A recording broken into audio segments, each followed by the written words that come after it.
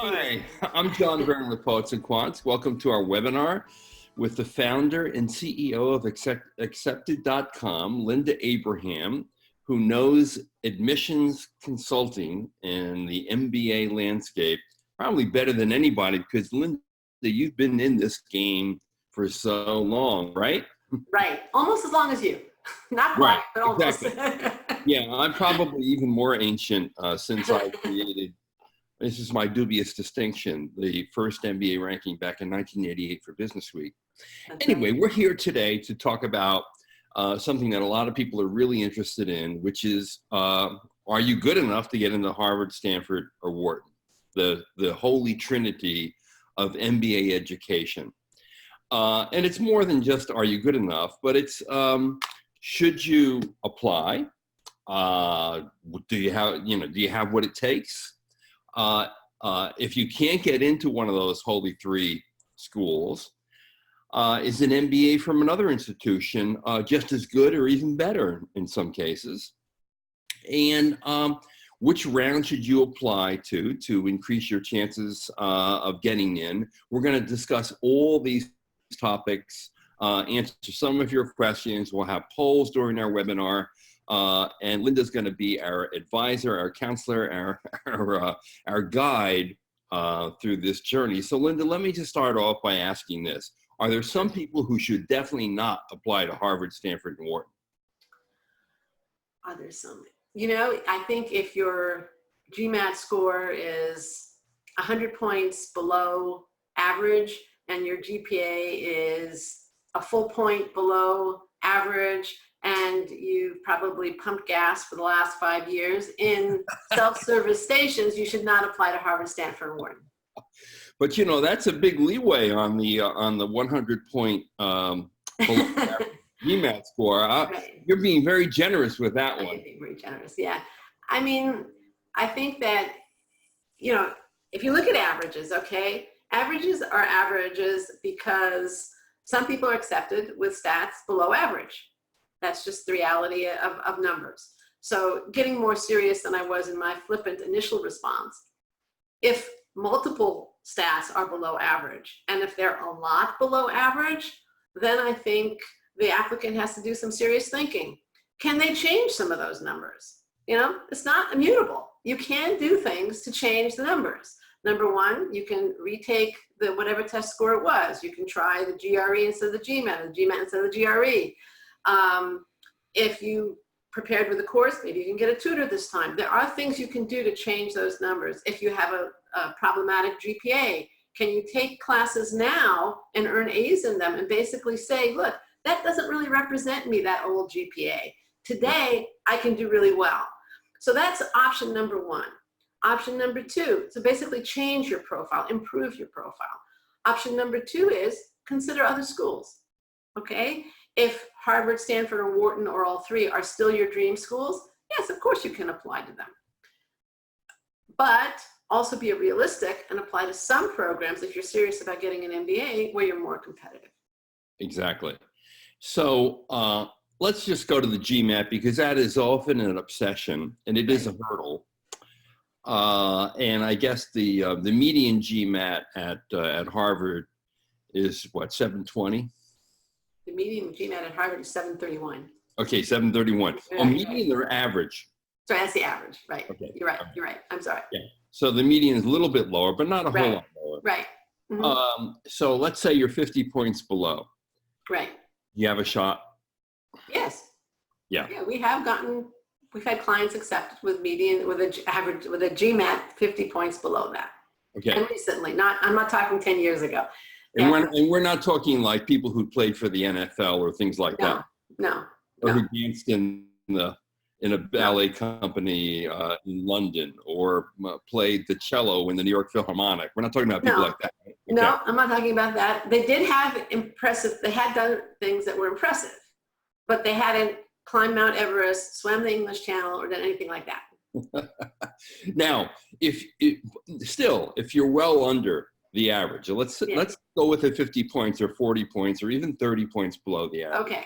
Which incidentally on the GMAT test is just a few questions that you missed. Right, and it's also still a 700. Yes, Not exactly. a bad score. Okay. But if you are there, Yes. does it mean that the rest of your application has to be perfect or near perfect to offset the lower score? I think the rest of your application has to be really impressive.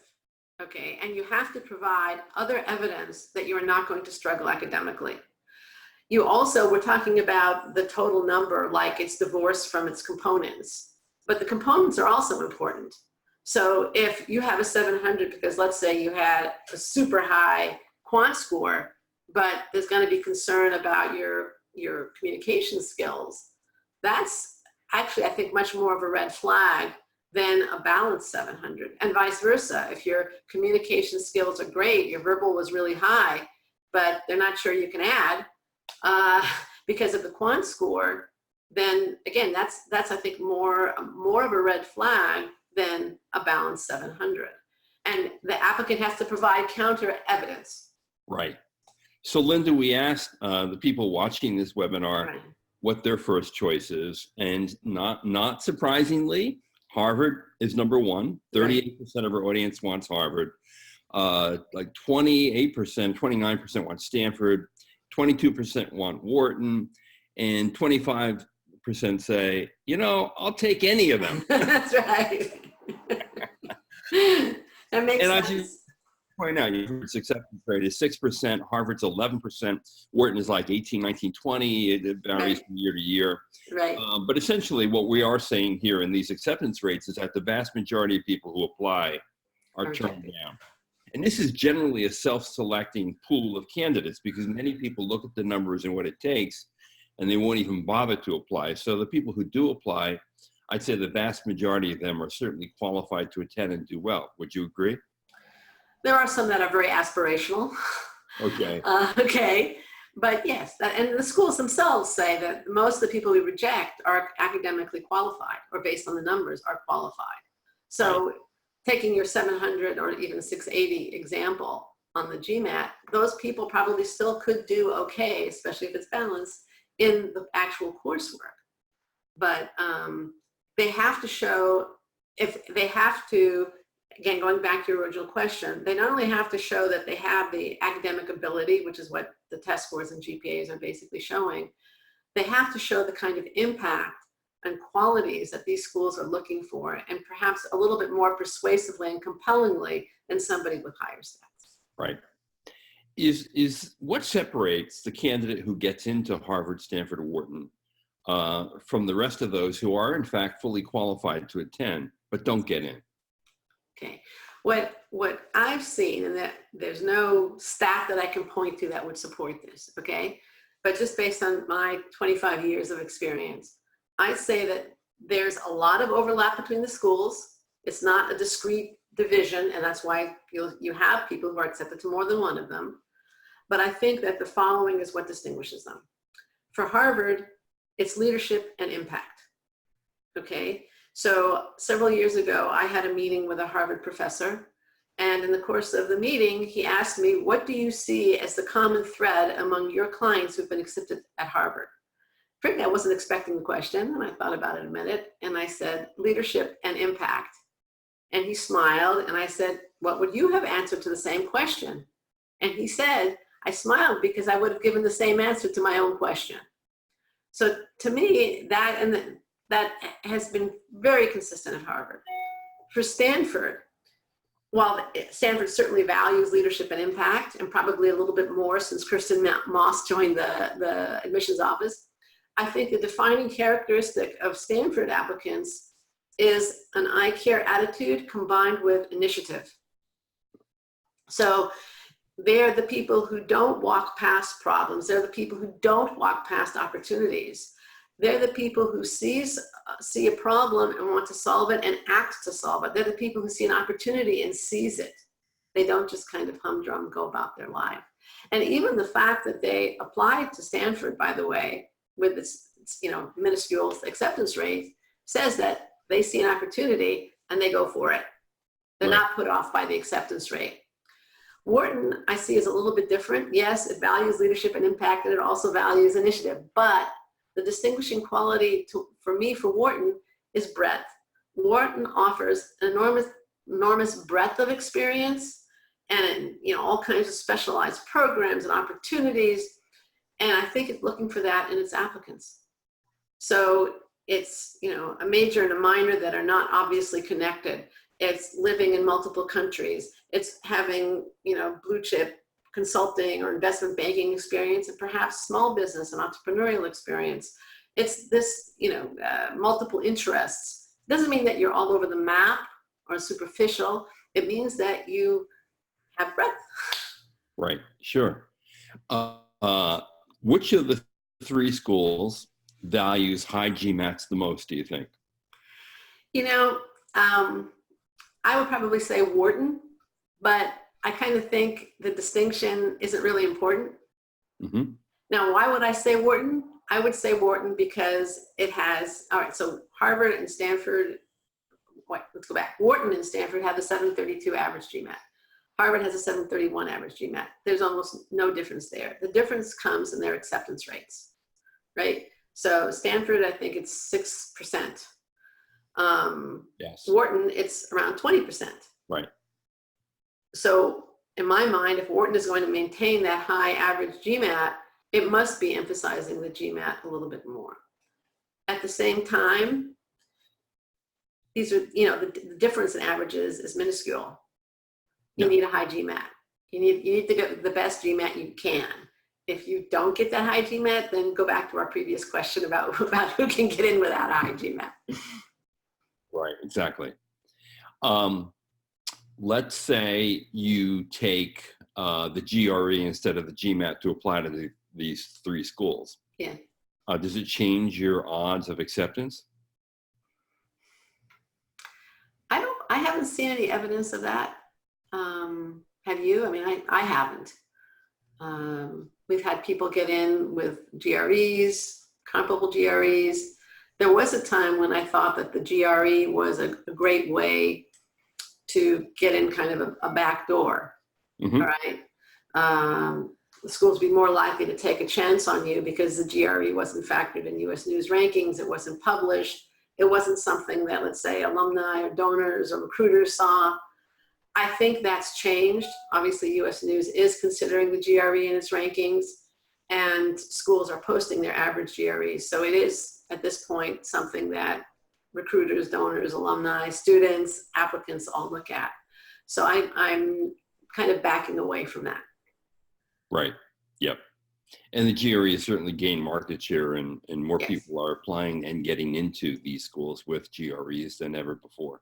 Right. Right. In terms of, let's say you don't have the ideal stats. You're below average on GPA. You're below average on GMAT. Can your work experience, can your accomplishments, can your extracurriculars, can your recommendations, can your perfect execution on the application offset both a below average GPA and a below average GMAT or GRE? I think you have to show that you're going to be able to do the work in some Right. way. Yeah. Okay. So it depends again, how much below average, were there extenuating circumstances, especially in the undergraduate years? Has there been an exceptional record of achievement since undergraduate? Can you take some classes to show that you can perform now? Or do you have, let's say, a CFA or another credible certificate that would again show you can perform? So I think everything is taken into account. There's also, are you from an underrepresented group where perhaps your group as a whole does well both in school and beyond, but you tend not to do well but tends not to do well on either the test score in particular. So those are all elements that have to be taken into account. It's somehow, some way you have to show you can do the work. So on our survey here among our audience members, we asked, I am worried that I am not competitive based on my stats and the school's averages. 47% of our audience said yes, they're worried about that. 20% said no, 30% weren't sure. And clearly what that tells me is that a lot of people just aren't above the average. Right. It's pretty hard to be above average, those numbers. I mean, yeah, maybe they could even be just average and they feel that they won't stand out of the pile, which is also a problem. When we talk about developing an alternative transcript, in other words, taking courses that show that you can do the work, and we're particularly talking quant stuff because no one cares about the poet side of this in terms of admissions, let's face it. I think Harvard does somewhat. Okay, yeah, well, and they can be a little more holistic. They have a large entering class, the largest of the 3 schools that we're discussing today. And they can afford to take more chances as well because of that. But how do you develop an alternative transcript? Is an online course okay? Is a MOOC okay? Should you go to community college? Should you go to a legitimate university? What's your advice to your clients? I think it depends a little bit. This is something that we frequently work with our clients on. This is something that depends a little bit on what you're trying to accomplish. If you're dealing with a low undergraduate GPA and you want to show that you can perform in an academic environment, the best thing to do is to take business-related courses in a traditional course setting, whether that's a community college or a local university extension course, and earn A's in them. That would be preferable in my mind to taking online courses. If, however, you can't do well under those circumstances, maybe you travel a lot because of work, or that local university isn't that close to you and the commute will be a real burden, then I would say go online. The point is to get some A's. And the most credible, again, is a traditional in-class course, but if that's going to mean you're not going to get the A, don't take it. Take the online. The other case where I would see an online might be perfectly acceptable and really achieve your end goal is, let's say you are the poet and you want to show that you have the quant skills and you want to acquire the quant skills before you get to business school where you're going to have, there's all this stuff to do. Well, then online might be just fine. You know, you can take mbamath.com, you can take online extension courses, you can HBS online offers courses. Kellogg has some business certificate that you can take before business school. All these options exist, and they would achieve that goal of showing you can do the work, preparing yourself for business school, and yes, getting your quant skills in shape. And Linda, a question I often get, and one I'd like your answer on, is some people want to know that if they go and they take the Harvard Business School online course in business fundamentals, which is called CORE, Credential Readiness, and those are 3 basic business courses entirely online, does that enhance their possibility of getting admitted not only to Harvard, but let's say Stanford and Wharton? I mean, again, I think it depends a little bit on what you're trying to do with the course. If you're trying to guarantee your acceptance, no, it's not going to guarantee your acceptance. If you're trying to show that you have quantitative abilities, at Harvard, it's definitely a credible evidence of your ability to handle the Harvard Business School course load, assuming you get their high honors marks. At other schools, it's considered, okay, you've taken an online course, it's certainly an outstanding institution and you've done a good job, we'll weigh that in, we'll throw it into the mix. Is it going to guarantee your acceptance? Absolutely not. Neither at Harvard nor at other institutions. Is it a way of showing that you have acquired business-related background? Yes. If you get high honors, is it a way of showing that you can apply yourself academically? Yes. And I should add that like 1/3 of the incoming MBAs at Harvard Business School today now have CORE resume. And that's partly because Harvard is urging people to do it, if in fact they're poets, to prepare them for the MBA program. So makes sense. And that's interesting. Yeah. So round 1, round 2, round 3, it's a perennial debate among applicants and a perennial worry. Is there really a substantial advantage in applying to round 1? Or in fact, can applying in round 1 sometimes be a disadvantage? Okay. Applying in round 1 can be a definite disadvantage if the applicant submits a mediocre, rushed, sloppy application because they didn't have the time to do it right. Or if they want to take the Gmat a second time and they didn't have a chance to, or if they rushed their Gmat prep. I have called something, I've very modestly called this Linda's rule. Apply in the earliest round possible provided you don't compromise the quality of your application. And that's generally because the most seats are going to be available in the class. exactly. Most seats are available in the class, most financial aid. When you apply for housing, most housing, you have the admit weekend. There are definite advantages to applying round one. There is no advantage round one if you submit something that's mediocre or worse. Right. And I should even remind people that even in round one, there are already seats occupied in the class from deferred admits at these schools. Right, so but there still are there's so many more round one than round two. Yes, exactly. And then what about round three? The vast majority of people always apply in round two, but what about round three? Right, which actually Harvard doesn't even have. It's just Stanford and they Wharton. eliminated that last year. I would say that if a candidate is highly competitive in terms of their stats, or is going to add to the diversity of the class, either in terms of their personal background, their work experience, their life experience or perspective, and they are willing to accept a reduced chance of acceptance for the possibility of starting business school a year earlier, they should apply round three. But if they're really not ready, or they don't have that above average stats, or they're not going to round out the class in some way and contribute some kind of distinctive voice, they shouldn't apply. And I would also add that if they simply want to apply once and they want to reduce the risk of having to reapply, wait. Right. And isn't it true, Linda, that in round three, it's more of a balancing round for the school? In other words, we don't have enough women, we don't have enough international students, we don't have enough people who come from a nonprofit background, et cetera, et cetera. They're filling in round three also from the wait list, right? Right. That's how I view it. Yeah. And you don't know what they need, obviously, if you apply in round three. So it's sort of a real Hail Mary pass on one sense. Right. And that's why I was saying the importance of distinctiveness and diversity. Right. So we asked our audience, when do you plan to apply? 39% are going to apply in round one, 40% in round two, only 3% in round three. About 29% said they'll apply next year or later. So there you go. Yeah.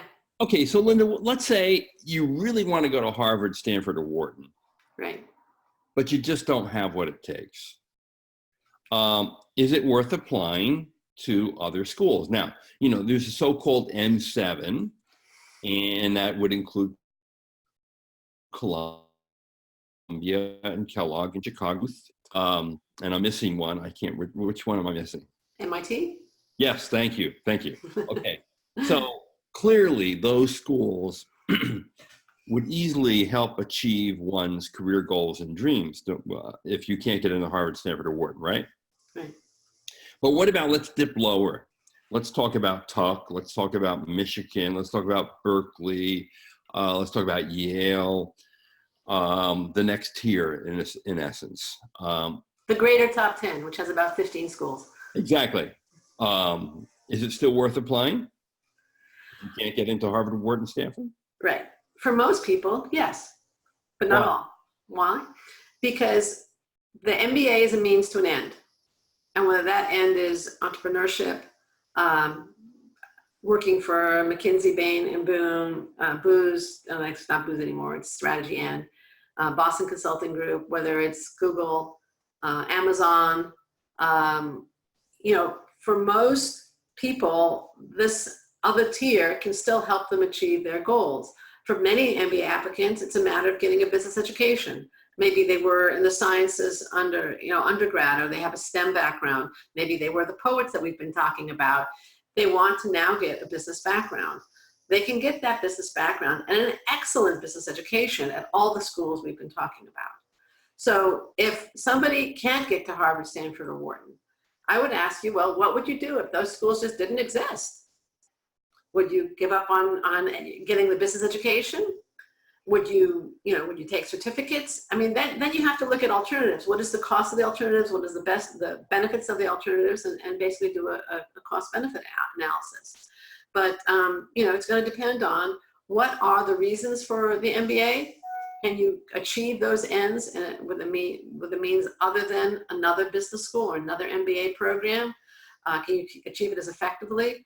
What would your anticipated return on investment be at these other programs, both in terms of money, increased salaries? What are the average salaries at those programs? The average, over time salaries at those programs? And also, when you talk about return on investment, well, definitely the money counts, dollar signs count. There's also just a matter of personal satisfaction. If you want to go into a general management role and you're currently in a technical role and you're becoming increasingly dissatisfied with that role, then there's the matter of just, again, personal satisfaction and how much are you willing to pay for that? And will these other programs take you where you want to go? If they won't, then probably, the assumption in your question is correct. They shouldn't do it. But if the other programs will take you where you want to go at a reasonable cost, then yes, they're definitely good options. Right. And I should just add here, in terms of ROI, a lot of people calculate ROI on the basis of what the starting salary and sign-on bonus is, and versus how much they're currently making.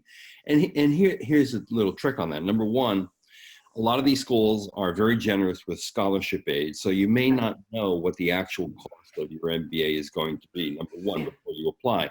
Number two, a lot of people forget that there is a summer internship that pays quite handsomely. Number three, people then may underestimate, by looking at starting compensation numbers, the long-term impact of the degree, which is very substantial for people. Most people, I think, have a 3 or 4 year payback period. Yeah. And besides the fact that in a good MBA program, you're going to meet like-minded, ambitious, smart people, and you're going to create enduring relationships with them that are going to enhance both your personal and your professional life forever. Right. Oh, thank you for adding that. Absolutely. Yeah, you don't often put that in an ROI spreadsheet, all those things, but all those things I think are really important. Well, the anticipated increases you should put in the ROI. Yeah, and you probably can. Gmat data is overwhelming that, as you know, that the MBA pays. It may not pay as well as it did when we started our careers, but it still pays. Yeah, well, the pay is at record levels, the ROI is lower, right? Right, exactly. Exactly. So let's say, we just had a survey and we asked, okay, if you can't get into Harvard, Stanford, Wharton, do you intend to apply to other schools? More than 70% of the audience said yes. And I think that's realistic, because I imagine that you get clients who come to you, Linda, and say, it's Harvard, Stanford, Wharton, or bust. And I wonder what you say to them. There's only 13% say they definitely would not attend if they didn't get into Harvard, Stanford, or Wharton in our audience today. Right. I'm looking at the poll results. Yeah, and 73% said, yeah, they'll apply elsewhere. And the remaining part of the audience, 18%, said some days they think they would only go if it's Harvard, Wharton, or Stanford. And some days they think they would apply to a broader range of schools, which I would encourage, and I'm sure you would encourage everyone to do. Yes. Because in fact, other schools may actually have a better experience for you than Harvard, Stanford, or Wharton. Right. Fit may be really important. Fit is really important. And some of those schools will do an equally good job of placing you on the career trajectory that you want. I would say that there are a few people, probably less than 5% of the applicant pool, which is fewer than the number of people who responded in this way to your survey, really should only go to Harvard, Stanford, or Wharton. Those are usually the people who went to, an undergrad elite college. They've worked in blue chip firms, and the career trajectory that they seek requires a degree from Harvard, Stanford, or Wharton, maybe, Chicago Booth or Columbia or one of the other M7. But there's very, very few people that belong in that category. I can think of somebody who's already working perhaps at an MBA level and has really specific reasons for wanting the MBA. And then, that there is that group, but it's a small group. And I think more people think they belong to it than really do. Yes. Now, Linda, do you think right now is a very good time to apply to an elite school? And let me put some comment around that. Last year, for the very first time, most elite schools all had application declines. Although the figures have not been revealed for this latest admission cycle, my reporting shows that there's another significant decline in this past year. So we've had 2 years of consecutive declines at places like Harvard, Stanford, and Wharton, and other top schools. We haven't had a recession. You can bet that a recession is around the corner. That's just the way things go. We're in the longest economic expansion in US history. There is no doubt that a recession is coming, and it will come relatively soon. It is now a good time to apply while the application volumes are down, and a recession isn't here, which tends to force people out of the workforce and into graduate school. I'm not going to comment on the recession predictions. It's a little bit above my pay grade. In terms of being a good time to apply, I would say, yeah, it is a particularly good time to apply because, as you say, application volume is down. You know, there was a time when Wharton had a 14% acceptance rate. It's now at around 20. A lot of the schools are seeing higher acceptance rates. So that, you know, that definitely helps applicants. I think it's particularly true of international applicants. A lot of that decline in application volume has come from international applicants, and I think they are going to be particularly valued and probably get more financial aid offers also. So are women.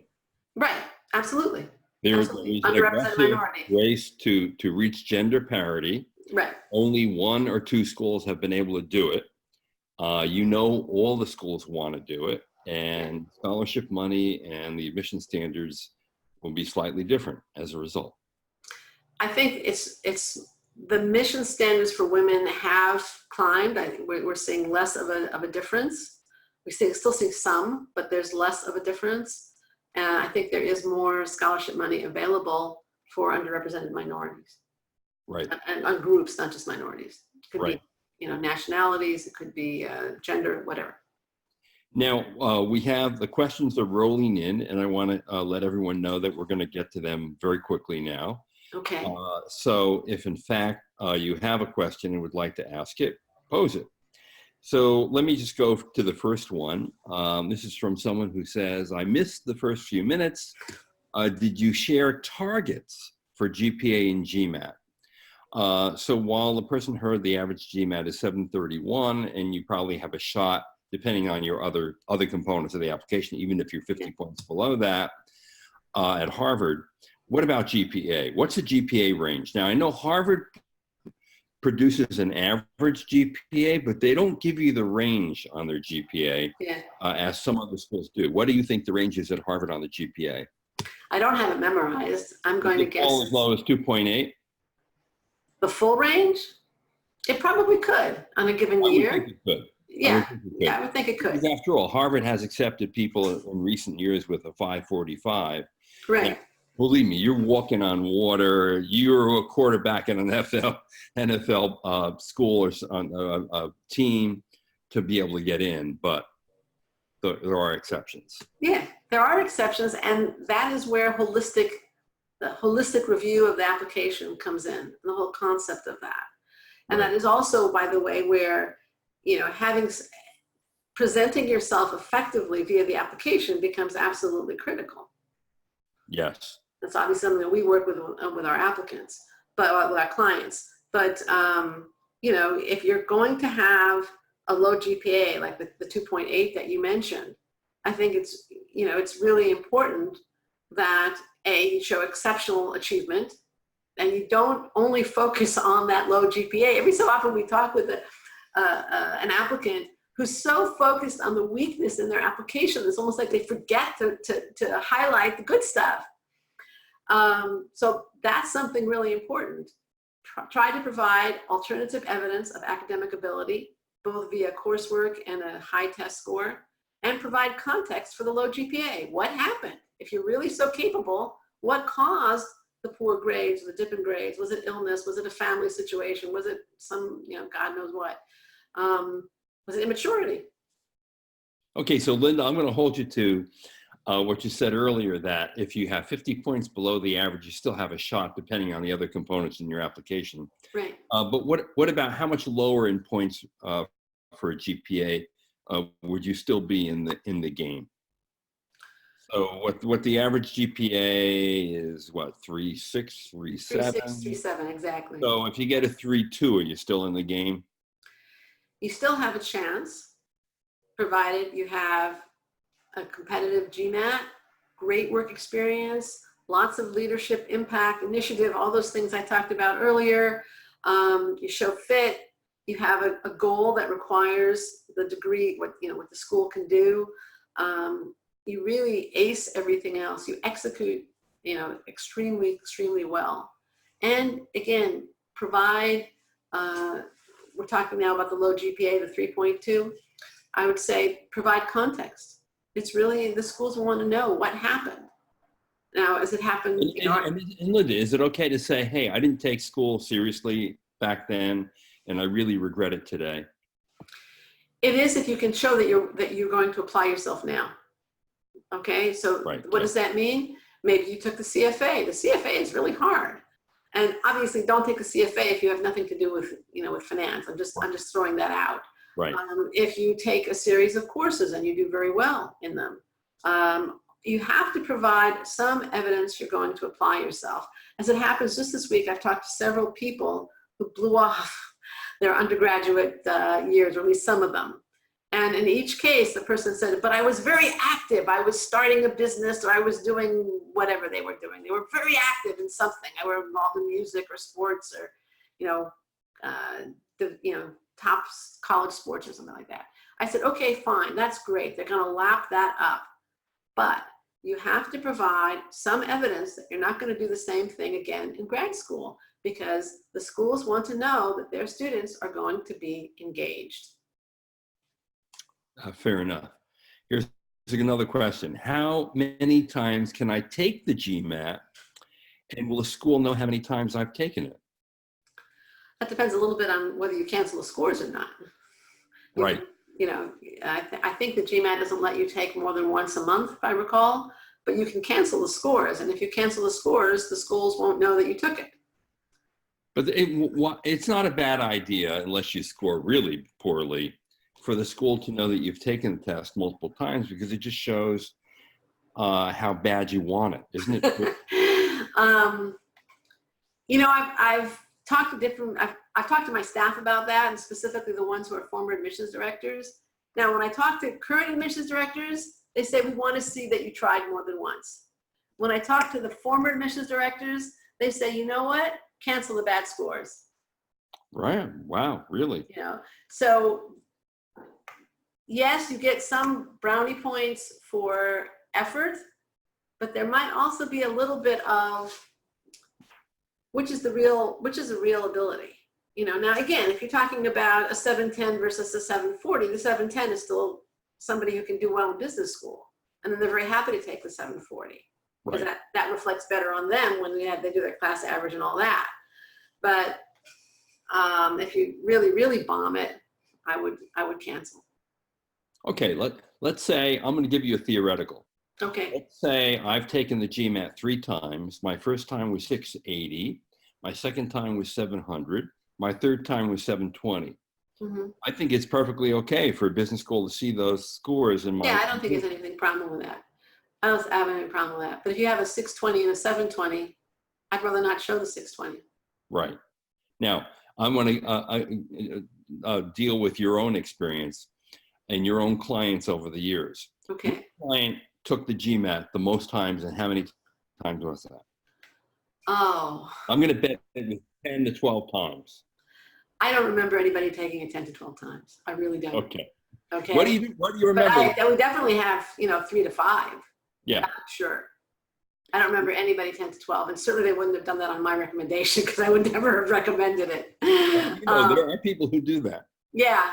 I can think of one time in particular, and this was a family friend's son, somebody whom I knew since infancy. He played with our son. And he called me up and he said, we were talking about MBA admissions, what should he do? He was taking the GRE and he had taken it once and he didn't do so well on it. So I said, well, you should take it again. He says, fine, I'll take it again. So then I'm in a ridiculous line in an airport one day and I get a call from the guy. I just took it and I didn't get what I wanted. And I'm wondering if I should just accept it. I got like what I got the last time. And I said, well, if you really want to apply to schools you want to apply to, I really think you should retake. And he had reasons why he didn't feel he'd done as well as he could have. He says, really? He says, well, there are some relationships that I may not be so happy with me if I have to study and prepare again. And I said, well, I'm not giving you relationship advice. I'm giving you admissions advice. I recommend that you retake. Okay. So, but the next time I said, if you get the same score the next time, apply with that score and that's it. Okay, fine. Well, next time he got what he wanted. So he was very happy. And I'm happy to say that a few months later, he got engaged and he's now married. And he got into an M7 school. So that's my story. And Would you say that most of your clients take the Gmat multiple times? Yes, but more like 2 as in multiple, sometimes maybe a third. I'm going to guess that the most tough love advice that you give your clients is take the test again. Am I right? Okay. There right. You go. Yeah. Right. And sometimes I don't want to hear it. Because taking the test is tough. It is tough. It's an unpleasant experience. Indeed. And it might affect your relationships. Yes. So in addition to all the components that impact your acceptance at one of these elite schools, there's something else that we haven't talked about that gets to a question asked by Joy Kim, which is what are the underrepresented and overrepresented groups in MBA application volumes? Because obviously if you're overrepresented, that means your scores even have to be better than the average for sure. And if you're underrepresented, they probably don't have to be. So to your mind, what are the most underrepresented applicants in the pool, and what are the most overrepresented? I mean, classically in US MBA admissions, underrepresented minorities are African Americans, Hispanic Americans, and Native Americans. So that's kind of the most narrow definition, and certainly those groups are underrepresented. In addition, women have been historically and are still underrepresented in business school. I think in most business schools, women are in the low 40s, high 30s in terms of the representation. Other groups that are underrepresented would be people from Africa, especially sub-Saharan Africa. Overrepresented, do you want me to address that also, or just stick with underrepresented? There are probably also underrepresented professions, right? Work experience. Right. And that would be, in the arts, healthcare to a certain extent. Could even be a field like alternative energy or even oil and gas, right? We do see that. I wouldn't exactly call them underrepresented. Not-for-profit is generally underrepresented, I think, as a professional group. Mm-hmm. What else would be, sports, arts, definitely underrepresented. Very valued. I'm not sure if underrepresented would be people coming out of the military, especially the officer corps in the military. Right. And of course, at the top of the overrepresented pool are Indian IT engineers. Exactly. Who else? Consultants? Bankers? Male consultants, male bankers. White male. Yes, white male, exactly. Okay. Engineers, less so, but to a certain extent, again, male engineers would be probably overrepresented, even if American. And what that essentially means is that other aspects of your application have to really stand out to move you out of the big pile of people and get you into the consideration pile. Right. I think it's much, in the overrepresented groups, it'd be much harder to overcome low stats because they're looking at those groups to keep their averages up, and they have lots of choice. They have lots of options. So why take somebody with a fairly vanilla engineering background and mediocre stats or slightly below stats? They can take somebody with higher stats and either the same vanilla background or perhaps an exceptional background. And again, this is something that we work with our clients on to distinguish themselves. Right. Here's another good question, and one that's a little unusual. Okay. Because, you know, we often say that a higher GMAT can offset a lower GPA, or a higher GPA, particularly in with a transcript that shows quant courses where you've done well, could offset a lower GMAT. But this person is asking, can a stellar GMAT offset a less than average work experience? I don't believe so. Right. I really don't believe so. Yeah. The work experience means that you're going to bring to class something in terms of your experience, maturity, perspective, and the GMAT doesn't measure that. And I'm imagining here that we're not just talking about years of work experience. We're talking about the quality of the work experience, particularly when you're talking about Harvard, Stanford, and Wharton. Yes, absolutely. I mean, when you actually analyze the LinkedIn profiles and Facebook profiles of people who get in to Harvard, Stanford, and Wharton, I have to say, and you may disagree with me on this, but I've done the work of literally going through thousands of these. It's an incredibly elitist group of feeder employers. Yeah, no, they're very impressive. Yeah, McKinsey, Bain, BCG, Morgan Stanley, JP Morgan, Goldman Sachs, Apple, Microsoft, Google, Facebook. I mean, it's that elite. Now, it doesn't mean that if you don't work for a brand name company, you won't get in. But I would say, and wouldn't you, that that's a little below average, or that's something you have to overcome somewhere else. If you work for a brand company, I think the schools have a certain confidence in you because they just because they hired you. Right. This is a highly selective job. Right. In those firms. Right. And the same, by the way, with going to an elite undergraduate school, you got in. That already is an achievement. And that's frankly part of the reason, part of the allure of Harvard, Stanford, or Wharton. It's an achievement to get in, or any top MBA program. If you don't have blue chip experience in your background, and again, we do work with clients like this and they can get in,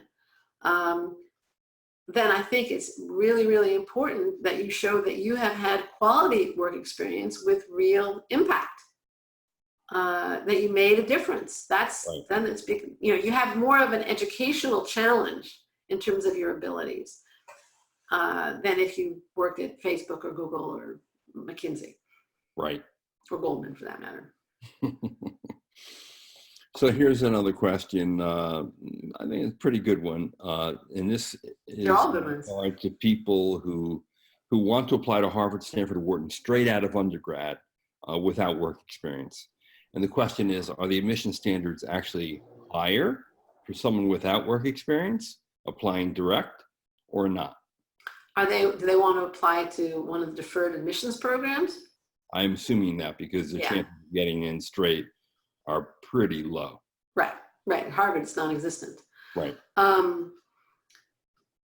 They are looking for the best of the best in the 2+2 program and in the deferred admission program at Stanford. Wharton has the Moelis program that's just for, you know, Penn undergrads.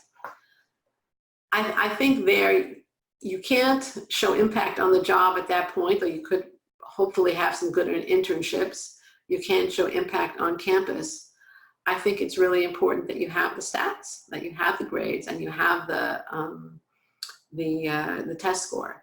I would assume that the averages there are really high, and that there's less variability, you know, in terms of the stats. You're not going to have somebody getting in with a 550 to HBS 2+2.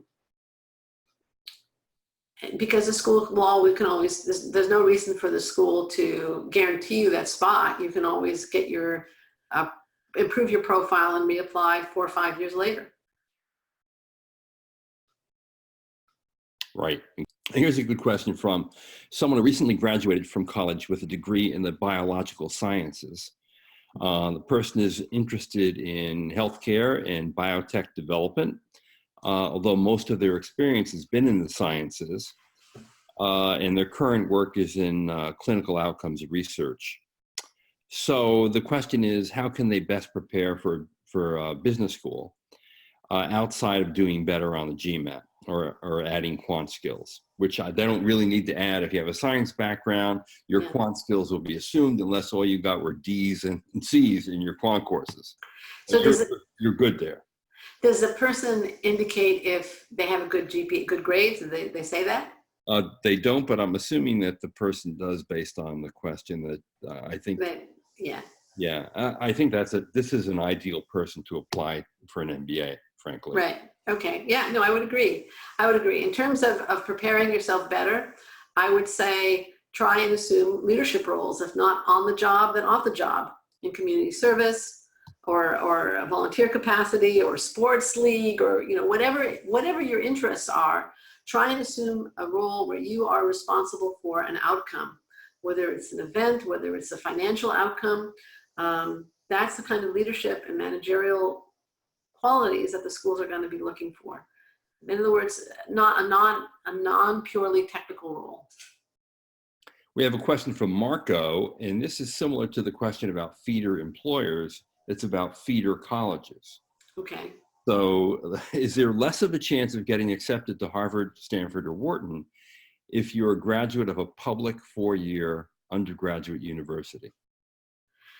That depends what undergraduate 4-year university you're talking about. There's a tremendous range there.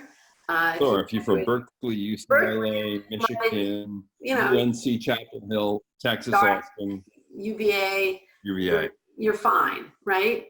I don't want to name other schools. Those are sort of the public Ivies. Exactly. Okay. There's no issue. Yeah. If you are from a school that is not as reputable, or I shouldn't say reputable, as known for academic rigor. Okay. As selective and is known for academic rigor. Okay. Yeah. Then unless you did really, really well academically there, I think you're going to have a little bit of a challenge. I also think that even if you did well academically, then your test score is probably going to be a little bit more important as a reflection of your ability to succeed in the program. And of course, the schools are going to look at what you actually have done, both work and outside work. Yeah, that's really true. I've done similar research on this, looking through LinkedIn and Facebook profiles. And again, these schools are incredibly elitist. While they show you, we accept people from so many different institutions. The truth is that it's onesies and twosies from public universities. In fact, it's zero if it's a state university, meaning if it's not the public university, and you're not very near the top of your class, pretty much forget it. I mean, this is an elitist game by and large, unless you've distinguished yourself in another way through your work or your extracurriculars, or an unusual background, or you have a super high Gmat score and they want you because the U.S. News ranking comes out every year and it weighs Gmat averages. You're at a slight disadvantage. I was shocked, for example, in the years that I looked at Wharton, they didn't even have a single Penn State person. That is surprising, yeah. Which is shocking to me, okay? Yeah. Penn State is a massive.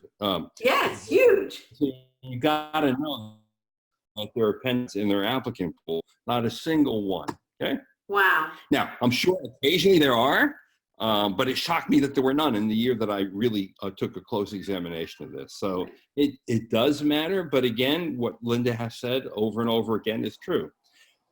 There are different ways to differentiate yourself and different ways to make up for something that isn't quite, in the pocket. And that's what you got to keep in mind, and making sure that the other aspects of your application really don't raise any red flags, right? Right. It's often said that admission officials might blink once at something, but they probably won't blink twice, and they certainly won't blink 3 times. That's right. The competition is too intense. Why should they? There are too many people applying. Yes. They don't have to. It's a competitive process. But Linda, do you have to be truly exceptional to get an admit from Harvard, Stanford, or Wharton? Or can, as this other person asks, an ordinarily average person get accepted to Harvard, Stanford, or Wharton? Is that possible? Elites aren't for averages. Oh, but if you sneak in, I bet. You know, I understand that once you get into Harvard, the common line is, how did I get here? I'm such an average person. Somehow Yeah, I mean, there are many people who actually, when they're accepted and they show up on the first day of class and they look around, they say, how in the world did I get into this place, right? And that's a common feeling that a lot of people have. Imposter syndrome strikes. That's right. Right. In fact, I think there's even a video on the HBS site now about how they're all imposters, with a bunch of different students saying, how did I get here? I think somewhere there has to be something exceptional so that the school will think you belong here. They know they are an elite institution, whether it's Harvard, Stanford, or Wharton. They have no doubt about it. They're quite clear on the concept. And they want to create an elite. They are an elite institution. They have to believe that there's something exceptional in you. Now, if it's not the undergrad school you went to, and it's not your GPA, and it's not your Gmat or GRE, and it's not your work experience, if everything across the board is really and truly average, then I don't think that's a school for you. And I don't think you're going to get in. If it's your dream and you have to try for it, then, you know, by all means, I'm not saying you should give up on your dreams. Give it a try, but also apply realistically to schools where you are competitive if you're serious about getting an MBA. Right. Now here's, I promise, the last GMAT question, because I don't want to ask any more GMAT or GRE. Okay. Is, does a good GMAT total score, but a lower analytical writing assessment score hurt your chances? At Rotman, yes. At Rotman? At Rotman, but we're not talking about Rotman, we're talking about Harvard. Well, Rotman weighs the AWA very heavily. Yes. That was an article on your site. Yes, it's true. And I also talked to them and they told me that. But in terms of Harvard, Stanford, and Wharton, on the margins, I think the analytical writing assessment will affect a decision, but it is probably the least important section of the GMAT. Now, again, you're talking about highly competitive schools. If your verbal is low and your AWA is low and your essays aren't that great, it's a big problem because everything is reinforcing the concept that your communication skills aren't that good.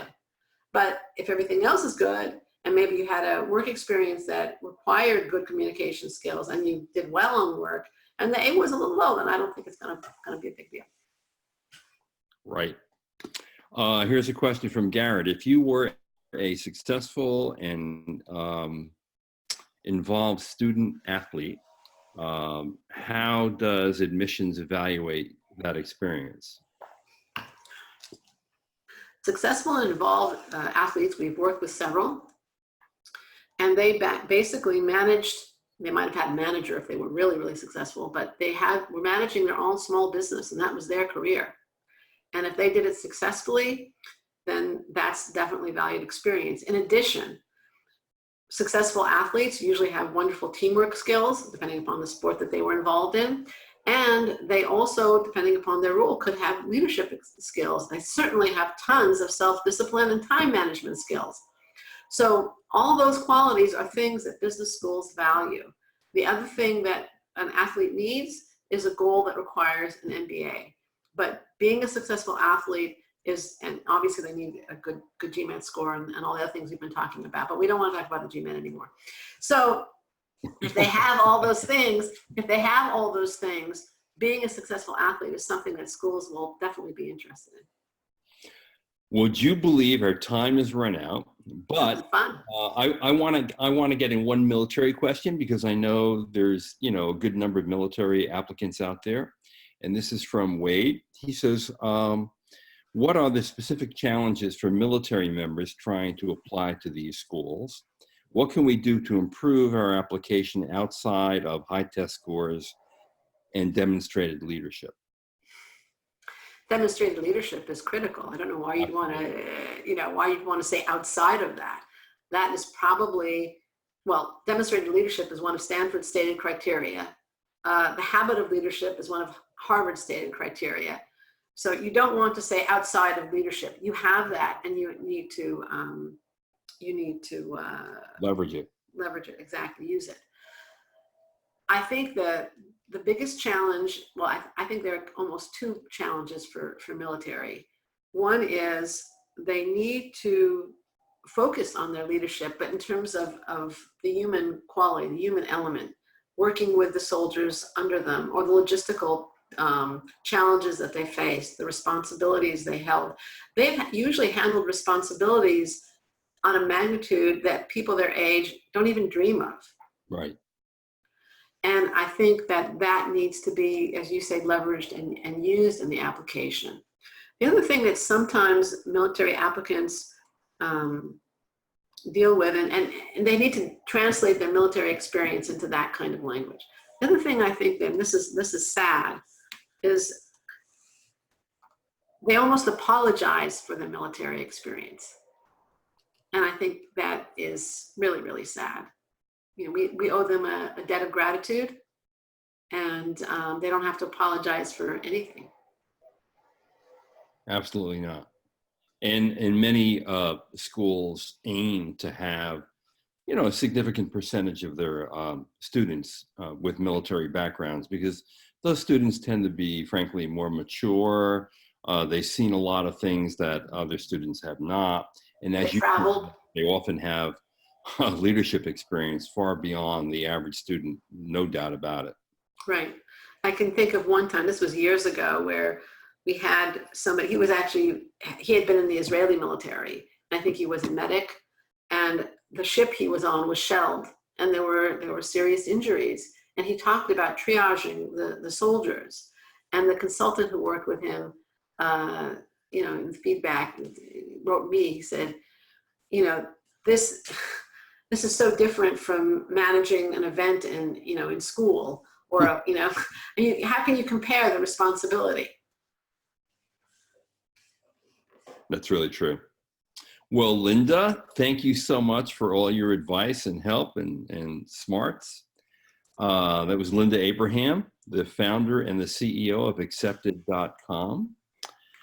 You will be able to take a look at the entire webinar. We'll archive it on the site and make it available through social media as well, in case you missed part of it, or maybe you missed all of it and you just popped into the audience right now. In any case, Linda, thank you. And thank you, John. Everyone who attended. We're really glad you did. And if you need some extra help, you have additional questions for Linda, I'm sure she'd be more than happy to answer them. Absolutely. And help in any way. And same is true of me. Meantime, we both wish you good luck and success in your journey to business school. We are true believers in MBA education. I think it's a no-brainer investment. It's one of the most generous gifts you can give yourself, to invest in you. We do believe what the schools say, that it is in fact a transformative experience for people, particularly if you go to a quality program and you throw yourself into it and experience all of it and take advantage of the wonderful resources that are available, and the experience and knowledge of your classmates, which is the dirty little secret of every business school education. You will learn more from your classmates and the people around you and the experiences that they bring to class than you will from the professors. So, thanks again, John. Thank you, Linda. Always Take care. good to see you and talk with you. Same here.